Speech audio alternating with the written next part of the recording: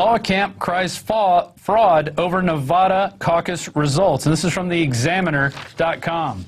And this kind of goes with our whole saying of the media telling you Ron Paul can't win.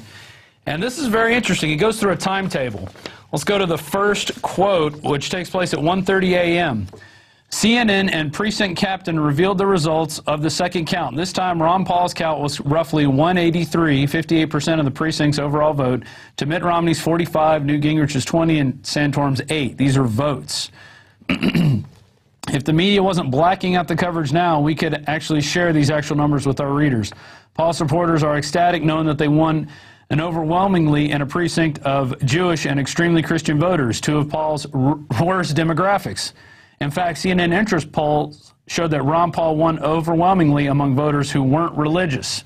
Let's move on to 135. Your Arthur and thousands others of Ron Paul supporters are still waiting to be able to do a simple math deduction, that if Ron Paul won 58% of the vote in Clark County, and that was representative of his performance countywide, he should have won Nevada easily. If he won 58% of the vote with 53% outstanding in that county, compared to Mitt Romney's 47, so it should have been a Ron Paul win, right? Well, at 1:45, CNN blacks out election coverage, shutting down the studio without so much as a word or explanation or warning, switching to human interest stories with an afternoon anchor for 10 minutes.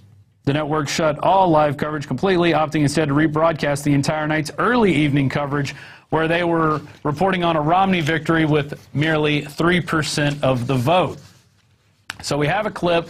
Somebody shot this off YouTube, and this is basically the results of that particular caucus, which, of course, is not indicative of the rest of Nevada, because those people completely didn't vote the way these people did. Here's the results. Out. But here's what happened, Don. Here's the final count. 183 for Ron Paul, 61 for Mitt Romney, 57 for Newt Gingrich, and 16 for Rick Santorum. Behind me right now, these are Republican Party officials from Clark County. You can see the votes are right over there, right above those boxes. They're going to take them downtown to the party HQ, and they're going to be added to the county totals, and then, of course, they'll be added to the totals for the state.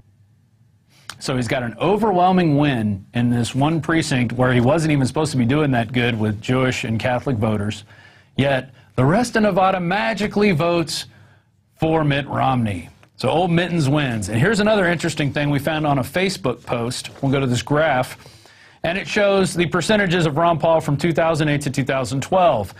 He's got a 120% increase in Iowa, a 210% increase in New Hampshire, a 385% increase in South Carolina, an 86% increase in Florida. Oh, in Nevada, only a 1.4% increase. And this is a place where, if you remember back in 2008, they actually shut down the primary because there were so many Ron Paul supporters there, and they were wanting to vote Ron Paul in. They were wanting to give him the delegates, even though I think technically Mittens won the caucus, but Ron Paul had his people in. They went through the process, and then it gets to the end, and the Republican establishment just shut it down. I think we have an article here over on the big screen. So here we are back in 2008. Ron Paul backers outmaneuver Nevada GOP establishment. Outmaneuvered by raucous Ron Paul supporters, Nevada Republican Party leaders shut down their weekend state convention. And so then they went ahead and what they did was have it in a secret area and then gave it the vote to Mittens Romney. So that's the kind of stuff that's going to keep happening to Ron Paul over and over again as we go through. Now they're kind of predicting that Santorum is going to somehow win in Minnesota. Yeah, right. If you believe that, I got a bridge to nowhere in Alaska to sell you.